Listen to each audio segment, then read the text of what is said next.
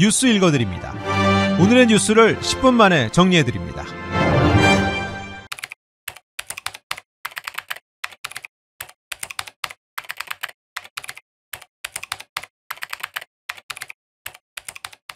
캘리포니아주에서 의류업체의 헌 옷수거가 의무화됩니다. 주지사가 서명해 시행에 들어가는 SB 707 법안은 의류 생산업체 등이 버려지는 제품에 대한 무료 수거, 활용 계획을 수립하도록 요구하는 골자로 하고 있으며 섬유 관련 제품의 신발, 수영복, 속옷, 커튼, 핸드백 등이 모두 포함됩니다.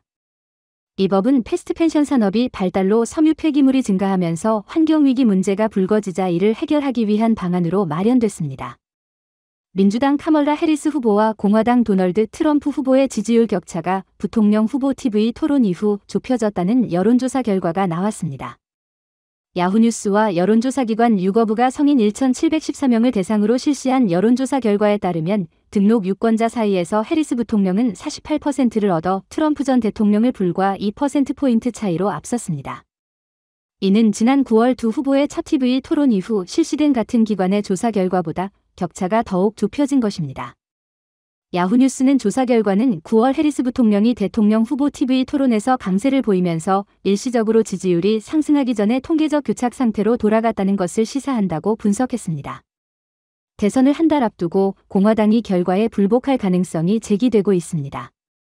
공화당의 대통령과 부통령 후보인 도널드 트럼프 전 대통령과 JD 벤스 상원의원이 2020년 대선 결과를 부정하며 올해 대선 승복 의사를 명확히 밝히지 않은 가운데 공화당 핵심 인사들도 이런 입장에 동조하고 있습니다. 마이크 존슨 하원의장은 ABC 뉴스 인터뷰에서 2020년 대선에서 조 바이든이 이기고 트럼프가 졌다고 말할 수 있느냐는 질문에 대답 대신 이것은 주류 언론과 주류 공화당이 벌이는 일종의 게임이며 우리는 미래에 집중하고 있는데 4년 전 일어난 일을 추궁하고 있다고 엉뚱한 대답을 했습니다.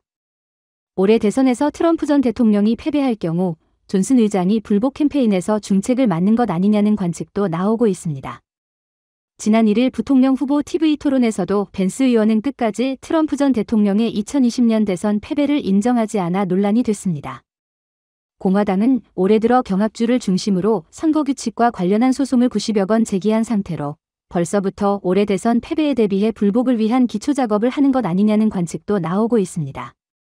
공화당 트럼프 후보가 경합주 가운데 한 곳인 위스콘신 지역은 최근 8일 동안 4번이나 방문해 유세를 벌이고 있습니다. 트럼프 전 대통령은 민주당 대선 후보 카멀라 해리스 부통령이 대선에서 승리하면 이번이 자신에게 마지막 선거가 될 것이라고 경고했습니다.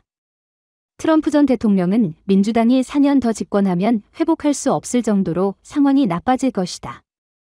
그 결과는 참담할 것이라며 일부 사람은 이번이 나에게 마지막 선거가 될 수 있다고 말한다. 나도 그렇게 본다고 전했습니다. 그러면서 트럼프 후보는 자신이 이번 선거에서 승리하기 위해선 미국 전체와 위스콘신주와 같은 경합주에서 지지자들의 기록적인 수준의 투표가 필요하다고 역설했습니다. 위스콘신주는 지난 2016년 도널드 트럼프 전 대통령이 대선에서 승리한 것으로 제외하고 40년 동안 공화당 후보가 승리한 적이 없습니다. 메가 밀리언즈 복권의 운영 방식이 내년 4월부터 일부 변경됩니다. 메가 밀리언즈는 오늘 보도자료를 통해 내년 4월부터 티켓당 가격을 현 $2에서 $5로 인상한다고 밝혔습니다. 잭팟을 포함해 모든 복권의 당첨금과 확률도 개선됩니다. 메가 밀리언즈 측은 게임 방식이 바뀌는지 등 어떤 식으로 확률이 높아질지는 아직 공개하지 않았습니다. 메가 밀리언즈 복권을 구입하면 각 티켓에 내장된 승수를 받게 되며 잭팟이 아닌 당첨금을 2배, 3배, 4배, 5배 또는 10배까지 높일 수 있습니다. 메가 번호는 제외한 번호를 모두 맞추면 최대 $10,000의 상금이 지급될 수 있습니다. 멕시코 역사상 첫 여성 대통령인 클라우디아 셰인바움 신임 대통령이 취임한 이후 미국행 불법 이민자들에 대한 멕시코 새 정부의 정책이 주목되고 있습니다. 셰인바움 멕시코 대통령은 지난 조 바이든 대통령과 통화하고 이민 문제를 포함한 양국 협력에 대한 의견을 나눴다고 밝혔습니다. 미국과 멕시코 양국 최대 현안으로 꼽히는 이민자 문제의 경우 셰인바움 정부는 국경 폐쇄 같은 강경한 정책 대신 일정 기간 취업비자 제공 등 오브라도르 전 정부 기조를 그대로 계승하겠다는 방침을 밝힌 바 있습니다. 한국 뉴스입니다. 김건희 여사 공천 개입 의혹의 핵심 인물인 명태균 씨가 언론 인터뷰를 통해 본격적으로 입장을 밝히기 시작했습니다. 자신이 윤석열 대통령 자택에 수시로 드나들면서 초대 국무총리를 누구로 임명할지 조언했다고 주장했습니다. 자기 말은 모두 사실이라고도 강조했습니다. 대통령실을 향해 거짓말이라면 나를 고소하라고 큰 소리쳤습니다. 야권은 일제히 비선 실세들이 국정을 농단했다는 증언이 나오고 있고 윤석열 대통령 부부 등 거론된 인사들은 답변할 의무가 있다고 몰아붙였습니다. 여권 내에서도 수많은 보수 정치인이 약점이 잡히고 난리가 났는데 누구 하나 입도 뻥끗 못하는 상황이 한심하고 수치스럽다는 쓴소리가 나왔습니다. 한편 대통령실은 여전히 아무런 입장을 내놓지 않았습니다. 국민의힘 한동훈 대표에 대한 공격을 사주했다는 의혹을 받고 있는 김대남 전 대통령실 행정관에 대해 국민의힘이 조사에 착수했습니다. 한 대표는 용납될 수 없는 행위라며 감찰 진행과 함께 필요한 경우 법적 조치까지 하겠다고 물러설 뜻이 없음을 강조했습니다. 당 중앙윤리위원회는 첫 회의를 열어 김 전 행정관에 대한 당무감사위원회 조사를 결정했습니다. 관련 의혹을 전면 부인했던 김 전 행정관은 논란이 확산하자 서울보증보험 상임감사직을 사퇴했습니다.